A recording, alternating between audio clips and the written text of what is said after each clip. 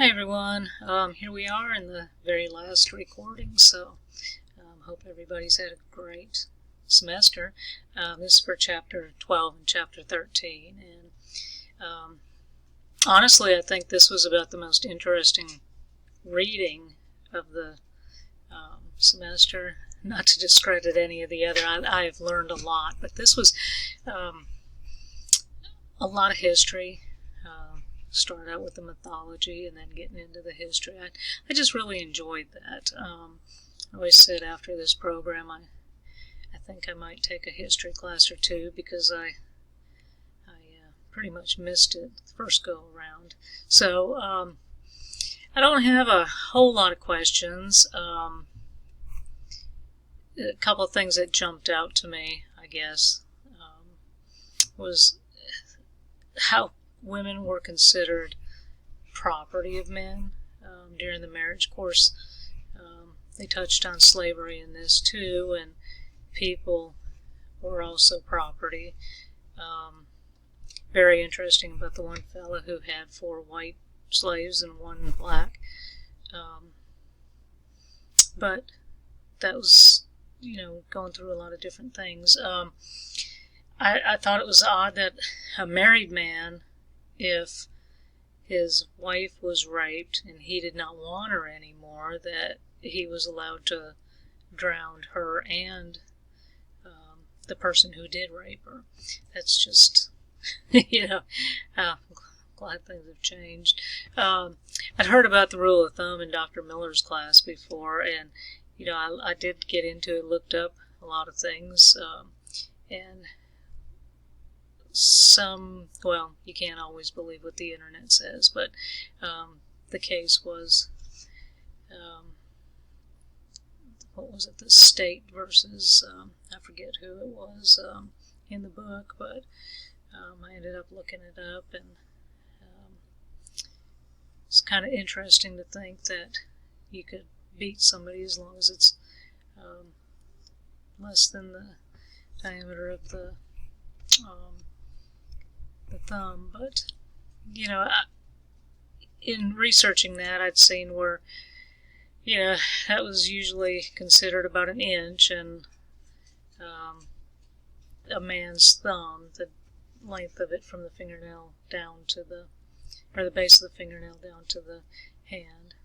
Of course, working in horses and all, they consider it a hand being 4 inches, so I guess before rulers and everything, it stands to reason that rule of thumb applied. The highlight section for Chapter 12, the Me Too and the Time's Up movements. Why would the sexual or gender harassment in the legal profession be higher? I wondered about that because it seems like in the legal profession, they're the people that have the most knowledge about prosecuting and so forth, and I wondered why it would be higher in that field. Start of Chapter 13, do different standards for different races drive wedges between them?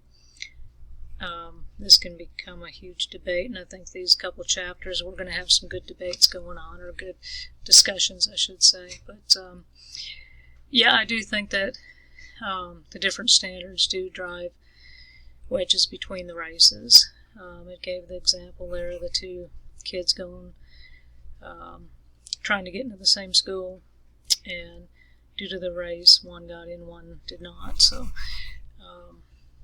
I do think that there should be a little more standards there. We're way beyond slavery and so forth, and people should start to feel a little equality, and I think we need to make a little more advances in that. The part about the Asian Americans, I really was not aware of the influx of the Asian Americans during the gold rush in California.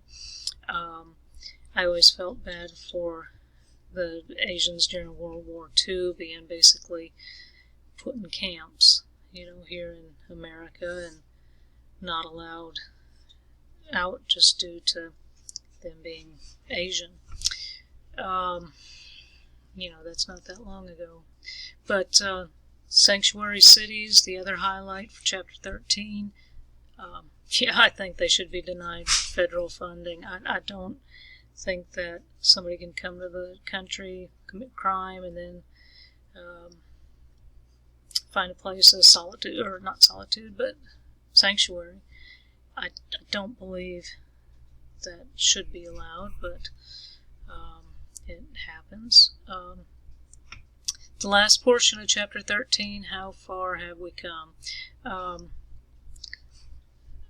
We have come,